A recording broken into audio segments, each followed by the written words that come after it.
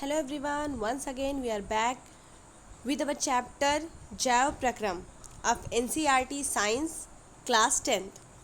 तो आज जो हमें पढ़ना था जैव प्रक्रम में पढ़ना था हमें श्वसन के बारे में यानी रिस्पायरेशन। तो आज जो हम टॉपिक पढ़ेंगे वो है श्वसन यानी कि रिस्पायरेशन। बेसिकली श्वसन क्या होता है, रिस्पायरेशन क्या होता है, ये हम लोग जानते हैं।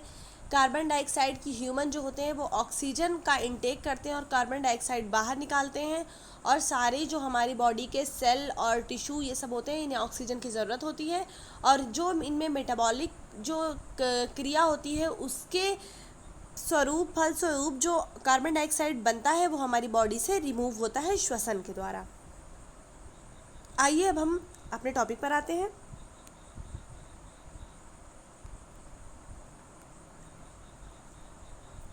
पिछले अनुभाग में हम जीवों में पोषण पर चर्चा कर चुके हैं। जिन खाद्य पदार्थों का अंतर्ग्रहण पोषण प्रक्रम के लिए होता है, कोशिकाएं इनका उपयोग विभिन्न जैव प्रक्रम के लिए ऊर्जा प्रदान करने के लिए करती हैं। यानी कि हमने पोषण के बारे में पढ़ा था कि खाद्य पदार्थ जो लेते हैं हम लोग या फिर जो भी जीव लेते हैं तो कोशिकाएं उनका उपयोग कैसे करती हैं, ऊर्जा के लिए करती हैं। हम बहुत छोटे क्लासेस से ये पढ़ते आए हैं कि हमें ऊर्जा की आवश्यकता होती है विभिन्न कार्यों को करने के लिए, और हमें ये भी पता है कि हमें ऊर्जा जो होती है वो भोजन से प्राप्त होती है। विविध जीव इसे भिन्न विधियों द्वारा करते हैं। कुछ जीव ऑक्सीजन का उपभोग ग्लूकोज को पूर्णतः कार्बन डाइऑक्साइड तथा जल में विखंडित करने के लिए करते हैं, जबकि कुछ अन्य जीव दूसरे पद का उपयोग करते हैं जिनमें ऑक्सीजन प्रयुक्त नहीं होती। यानी कुछ तो क्या करते हैं कि ऑक्सीजन का उपयोग करके ग्लूकोज को कार्बन डाइऑक्साइड और जल में तोड़ते हैं, लेकिन कुछ जीव ऐसे होते हैं जो दूसरे पद का प्रयोग करते हैं जिसमें ऑक्सीजन प्रयुक्त नहीं होती। यानी कुछ ऑक्सीजन पर डिपेंड होकर अपनी ऊर्जा प्राप्त करते हैं और कुछ बिना ऑक्सीजन के भी करते हैं। हमारे ऐसे जीव जो विभिन्न परिस्थितियों में रहते हैं, भिन्न भिन्न परिस्थितियाँ जहाँ ऑक्सीजन नहीं होती, तो नेचर ने जो प्रकृति है उन्होंने इस तरीके से उन्हें बनाया है कि वो अपना भोजन ऑक्सीजन की अनुपस्थिति में भी ले सकते हैं। दिया है चित्र 6.8। अब हम आते हैं कि 6.8 कहाँ है। ये देखिए यहाँ पे दिया हुआ है कोशिका द्रव में ये ग्लूकोज है। तो ग्लूकोज है यहाँ पे, ग्लूकोज का फार्मूला हम लोग जानते हैं C6H12O6 होता है। C6H12 और O6 यानी कि कार्बन के 6 मॉलिक्यूल, हाइड्रोजन के 12 और ऑक्सीजन के 6 मॉलिक्यूल होते हैं। यहाँ पे देखिए लिखा भी है 6 कार्बन अणु। फिर ये क्या करता है, कोशिका द्रव में चेंज होता है, किसमें, पायरुवेट में। पायरुवेट क्या फार्मूला होता है C3H4O3। ठीक है। फिर अब ये क्या होता है कि ऑक्सीजन की कुछ, जैसे यीस्ट में ऑक्सीजन की अनुपस्थिति में भोजन बन जाता है एथेनॉल के रूप में, एथेनॉल और कार्बन डाइऑक्साइड के रूप में। और जो हमारी अगर ऑक्सीजन का अभाव है, ऑक्सीजन की कमी है, हमारी पेशी कोशिका में क्या होता है कि लैक्टिक एसिड बनता है। लैक्टिक एसिड और ऊर्जा। लैक्टिक एसिड जो होता है उसका फार्मूला है C3H6O3। यहाँ पे लिखा भी है कि 3 कार्बन के अणु। एथेनॉल का फार्मूला जो होता है C2H5OH। तो यहाँ पे लिखा भी है देखिए कि कार्बन के 2 अणु होते हैं एथेनॉल में। और ऑक्सीजन की जो हमारी कोशिका में जो माइटोकॉन्ड्रिया होती है उसको बोलते हैं power house of the cell, यानी कोशिका का बिजली घर। तो यहाँ पे हमारी ऊर्जा बनती है।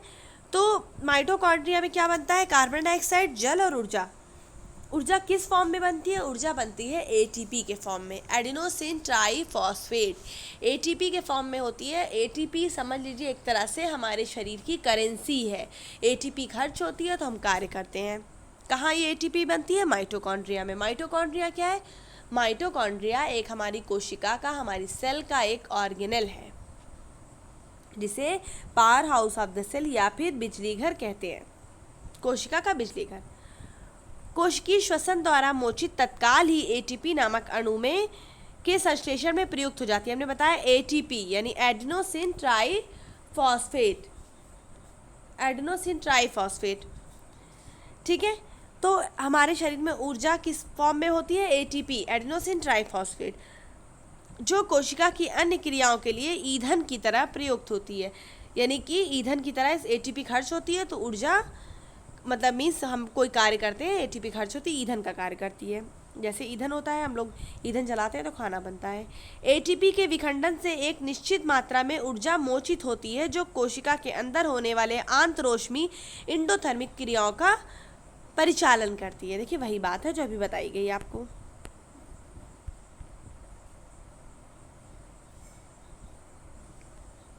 देखिए यहाँ पे वही चीज़ दिया हुआ है जो अभी यहाँ पे समझाया है।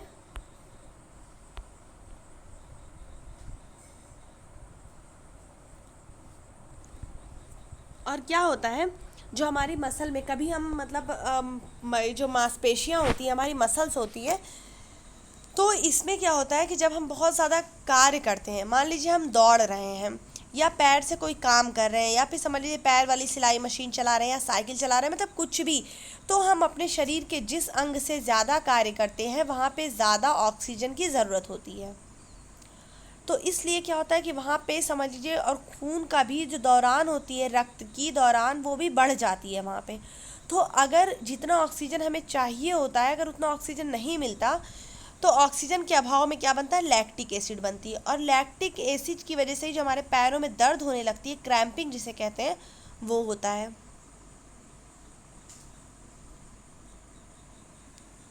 हम देखते हैं जब हम रनिंग करते हैं या फिर कोई मेहनत का बहुत कार्य करते हैं या सीढ़ी चढ़ के आए, तो हमारी सांस फूलती है कभी कभी। ऐसा क्यों होता है? क्योंकि हमारा जो हार्ट होता है वो तेज़ी से ब्लड पंप करता है कि जिस ऑर्गन को, जिस अंग को ज़्यादा ऊर्जा, ज़्यादा रक्त की आवश्यकता है। रक्त की आवश्यकता क्यों है? रक्त ही तो अपने साथ लेके जाता है। रक्त के अंदर हीमोग्लोबिन होता है। हीमोग्लोबिन जो है वो एक तरह से ऑक्सीजन की सवारी है। हीमोग्लोबिन ऑक्सीजन को लेके अपने साथ बाइंड करके लेके जाता है और जिस अंग में ज़रूरत होती है वहाँ पहुँचाता है। तो एटीपी क्या है? एटीपी हमारी ऊर्जा मुद्रा है, यानी वही जो हमने कहा कि एनर्जी की करेंसी है। तो क्या होता है, एडीपी और फॉस्फेट मिलके ये बनाते हैं एडिनोसिन ट्राइफॉस्फेट। और इसी ऊर्जा की आवश्यकता, जब ऊर्जा की आवश्यकता होती है तो एटीपी खर्च होती है।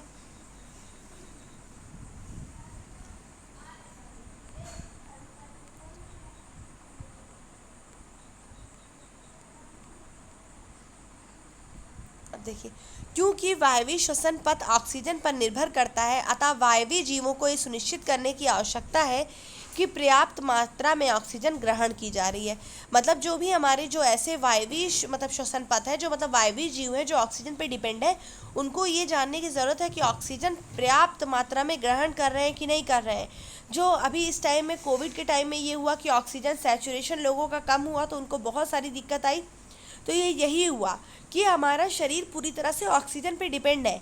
सिर्फ हमारा श्वसन तंत्र नहीं, श्वसन तंत्र तो पूरी बॉडी को पहुंचा रहा है ऑक्सीजन, बल्कि हमारे सारे शरीर को, हमारे हृदय को, हमारे सबसे इम्पॉर्टेंट ब्रेन है, ब्रेन को अगर थोड़ी देर ही ब्लड ना मिले तो ब्लड से क्या होता है, ऑक्सीजन, अगर ऑक्सीजन ना मिले तो वो डेड होना शुरू हो जाएगा।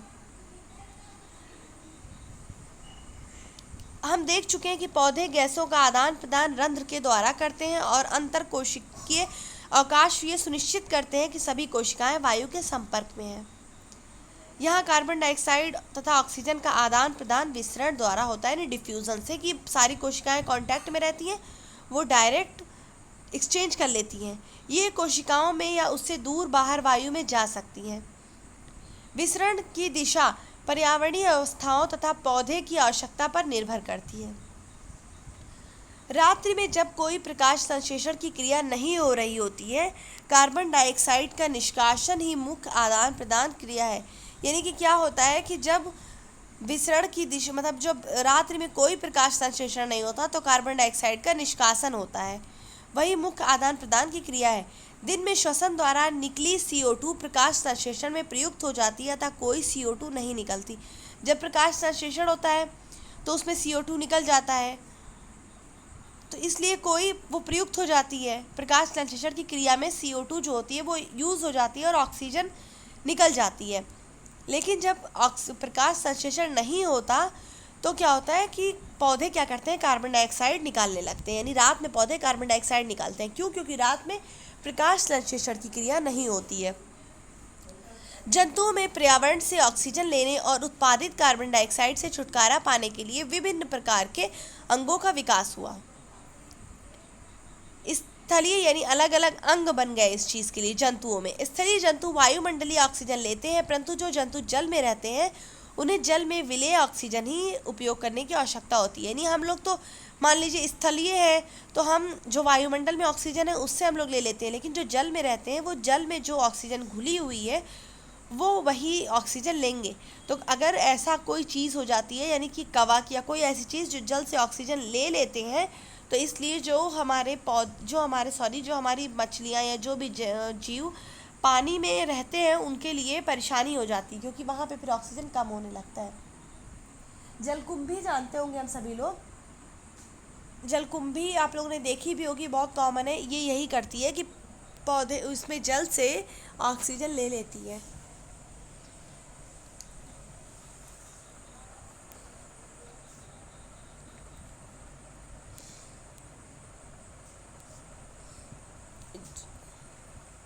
अब देखिए,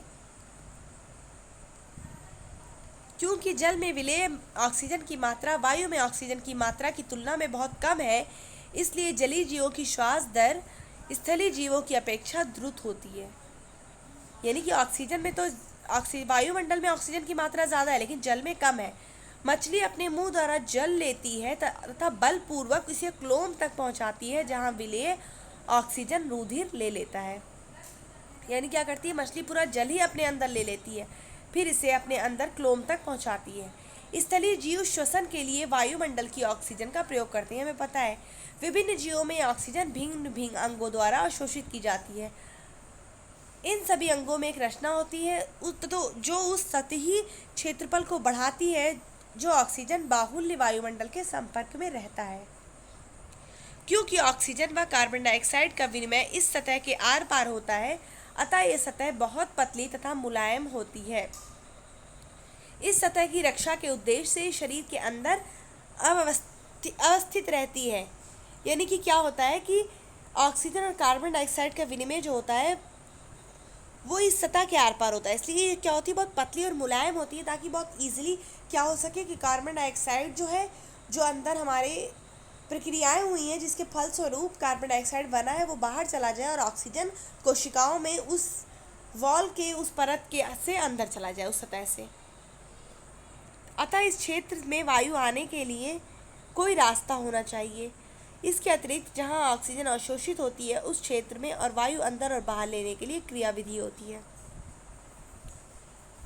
चित्र 6.9 पे अब हम आते हैं। ये देखिए, यहाँ पे हमें ह्यूमन का पूरा जो रिस्पायरेटरी सिस्टम है वो समझाया गया है। मानव का श्वसन तंत्र, हम जानते हैं कि हमारे पास, हम कहाँ से सांस लेना शुरू करते हैं, नोज से, नाक से शुरू करते हैं, और हमारे लिए श्वसन का जो मेन अंग है वो है हमारे फेफड़े। कितने फेफड़े होते हैं हमारे शरीर में? 2, और उन्हीं फेफड़ों के बीच में हृदय उपस्थित रहता है। और ये जो होती हैं दोनों फेफड़े, वो फूलते पिचकते रहते हैं, और इसी तरह से श्वसन की प्रक्रिया जो होती है पसलियों से ढके होते हैं। ये मनुष्य वायु शरीर के अंदर नासा द्वार द्वारा जाती है। नासा द्वार जाने वाली वायु मार्ग में उपस्थित महीन बालों द्वारा निस्पंदित होती है। यानी कि हम देखते हैं हमारे नाक में छोटे छोटे बाल होते हैं जो कि धूल वगैरह जाने से हमारे उसको बचाते हैं। और हमारे में एक और प्रक्रिया होती है, अगर हमारे नाक में कोई ऐसी बाहरी चीज़ जाती है तो हमें छींक आ जाती है। एक फोर्सफुल होता है, ताकि इतनी तेज छींक आती है कि जो धूल मिट्टी जो भी गई होती है वो बाहर आ जाती है। इस मार्ग में श्लेष्मा की परत होती है, म्यूकस, जो इस प्रक्रम में सहायक होती है। यहाँ से वायु कंठ द्वारा फुफ्फुस में प्रवाहित होती है। कंठ की उपस्थिति के विलय उपस्थित होते हैं, सुनिश्चित करते हैं कि वायु मार्ग निपतित ना हो। ये देखिए, ये है नासा द्वार, यहाँ से ऑक्सीजन जा रही है, मतलब ये जो वायु है वो जाती है। और फिर यहाँ पे देखिए, ये खाना लेने का है, फूड। यहाँ पे ये दोनों का कॉमन पैसेज बन जाता है। यहाँ पे एक ढक्कन नुमा, पत्ती नुमा एक स्ट्रक्चर होता है जो कि खाने की नली को ढक देता है। ये सांस की नली को ढक देता है जब हम खाना खाते हैं, ताकि सांस की नली में खाना ना जाने पाए। ग्लॉटिस और एपिग्लॉटिस कहते हैं उसे। ये ग्रसनी, जिसे ये यहाँ पे उसके बाद देखिए यहाँ से श्वास नली है, इसी के बगल से जो होता है वो फूड का पाइप होता है जिसे कहते हैं ईसोफेगस। अब देखिए यहाँ से ऑक्सीजन जाता है और पूरे दोनों फेफड़ों पे जाता है। फेफड़ों के अंदर ये देखिए यहाँ पे कूपिका बनी है, अलग अलग ऐसे हमें ब्रांच की जैसा शाखाओं द्वारा स्ट्रक्चर दे रहा है। इसी प्रारस से क्या होता है कि ऑक्सीजन चला जाता है कोशिकाओं में खून की नलियों के द्वारा, और जो कार्बन डाइऑक्साइड होता है वो खून की नलियों द्वारा इसमें आ जाता है और फिर बाहर चला जाता है।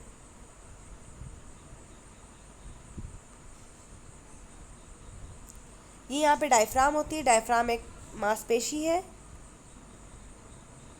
फुफ्फुस के अंदर मार्ग छोटी और छोटी नलिकाओं में विभाजित हो जाता है, यानी छोटी छोटी नलिकाओं में विभाजित हो जाता है, जो अंत में गुब्बारे जैसी रचना में अंतर्गत हो जाता है, जिसे कूपिका कहते हैं, जो हमने आपको दिखाया अभी। कूपिका एक सतह उपलब्ध कराती है जिससे गैसों का विनिमय हो जाता है, यानी गैसों का एक्सचेंज होता है। कूपिकाओं की भित्ति में रुधिर वाहिकाओं का विस्तीर्ण जाल होता है। हमने बताया ना कि खून से होता है ये। जैसा हम प्रारंभिक वर्षों में देख चुके हैं, जब हम श्वास लेते हैं तो पसलियां ऊपर उठती हैं और हमारा डायफ्राम चपटा हो जाता है, जिसके परिणाम स्वरूप वक्ष गुहिका बड़ी हो जाती है। इस कारण वायु फुफ्फुस के अंदर चूस ली जाती है और विस्तृत कूपिकाओं को भर लेती है। देखिए हम आपको इसको इस तरह समझाते हैं। देखिए ये हमारा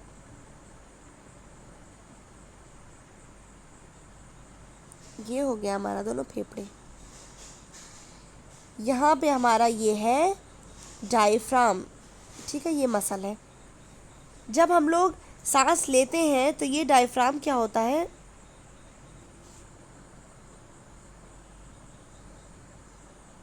ऐसे हमारे फेफड़े हैं। जब हम लोग सांस लेते हैं तो इसमें प्रेशर बनता है, हवा अंदर गई तो प्रेशर बनेगा, तो ये डायफ्राम जो होते हैं चपटे हो जाते हैं ऐसे। और जब हम सांस बाहर निकालते हैं तो ये डायफ्राम क्या करते हैं, डायफ्राम ऐसे हो जाते हैं। तो क्या होता है कि फेफड़े भी सिकुड़ते हैं इससे आसानी से। जब जो चीज़ छोटा होगा तो हवा उसके अंदर टाइट हो जाएगी, बाहर निकलने का प्रयास करेगी।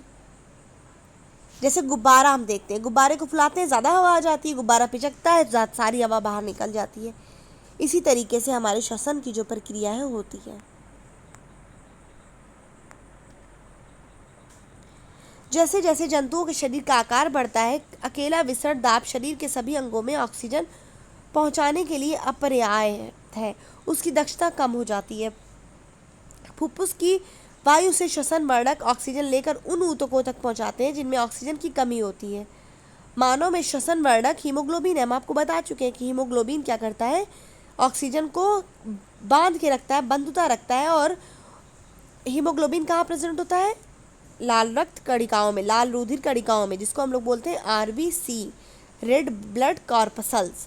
रेड ब्लड कॉर्पसल्स में हीमोग्लोबिन होता है जो कि ऑक्सीजन को पहुंचाता है। यही हीमोग्लोबिन जब बॉडी में कम होता है, हम लोगों ने बहुत सुना होगा कि किसी कहते हैं कि शरीर में खून की कमी है, तो खून की कमी में क्या होता है, हीमोग्लोबिन कम हो जाता है, जिसकी वजह से हीमोग्लोबिन कम होगा तो पूरे शरीर में ऑक्सीजन नहीं पहुंचेगा, उससे कमज़ोरी लगेगी, दर्द होगा, हाथ पैर में चक्कर आएगा, सांस फूलेगी, ये सब चीज़ें होती हैं। अब अगला हमारा क्या है, अगला हमारा पार्ट है वहन। तो इसमें हम लोग पढ़ेंगे कि कैसे किस तरीके से हमारा हृदय कार्य करता है, जो कि वहन का कार्य करता है। ये अब हम लोग अपनी नेक्स्ट वीडियो में पढ़ेंगे। तब तक के लिए आपको अगर कोई डाउट हो या कुछ हो तो आप हमें कांटेक्ट कर सकते हैं और पूछ सकते हैं। ठीक है, तब तक के लिए बाय बाय।